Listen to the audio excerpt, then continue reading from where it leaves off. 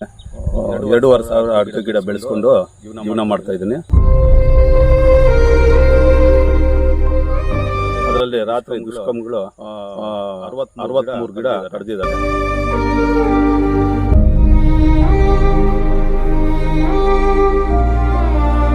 ಮಾಡಿ ನನ್ನ ಅಯ್ಯ ಅನಿಸಿದ್ದಾರೆ. ನನಗೆ ಯಾರು ಅಂತ ಅನ್ನೋದೇ ಗೊತ್ತಾಗ್ತಾ ಇಲ್ಲ. ನಾನು ದಿಕ್ಕು ತೋರಿಸಿದ್ದು.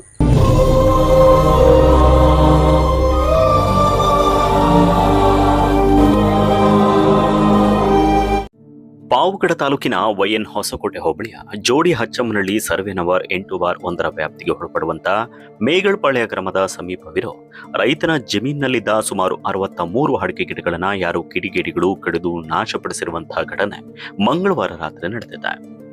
ವೈಎನ್ ಹೊಸಕೋಟೆ ಗ್ರಾಮದ ರೈತ HB ಕೃಷ್ಣಪ್ಪ, ಗ್ಯಾಸ್ ಕೃಷ್ಣಪ್ಪ ಇವರಿಗೆ ಸೇರಿದ ಜಮೀನಿನಲ್ಲಿ ಅಡಿಕೆ ಗಿಡಗಳನ್ನು ಬೆಳೆಸಲಾಗಿತ್ತು.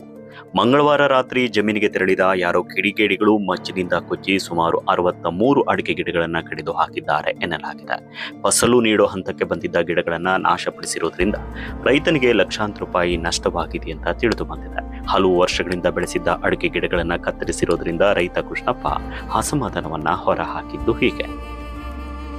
DH ಸರ್ವೆ ನಂಬರಲ್ಲಿ 7/8/1ರಲ್ಲಿ 2,500 ಅಡಿಕೆ ಗಿಡ ಬೆಳೆಸ್ಕೊಂಡು ಜೀವನ ಮಾಡ್ತಾಯಿದ್ದೀನಿ.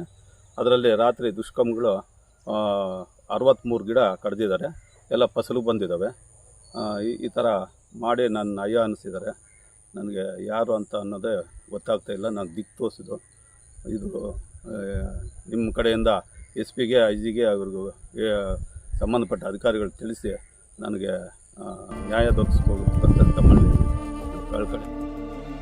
ಈ ಒಂದು ಘಟನೆಗೆ ಸಂಬಂಧಪಟ್ಟಂತೆ ವೈಎನ್ ಹೊಸಕೋಟೆ ಪೊಲೀಸ್ ಠಾಣೆಯಲ್ಲಿ ಪ್ರಕರಣ ದಾಖಲಾಗಿದ್ದು ಗಿಡಗಳನ್ನ ನಾಶಪಡಿಸಿದವರನ್ನ ಪತ್ತೆ ಹಚ್ಚಿ ಕ್ರಮ ಕೈಗೊಳ್ಳುವಂತೆ ನೊಂದ ರೈತರು ಒತ್ತಾಯಪಡಿಸಿದ್ದಾರೆ. Naveen Kilarlahalli, lead news, Pavagada.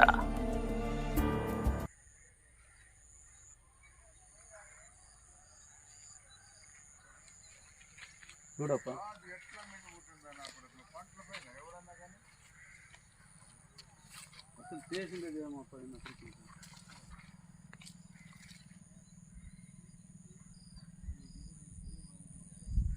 Filter కానీ పగలు కొట్టినారా?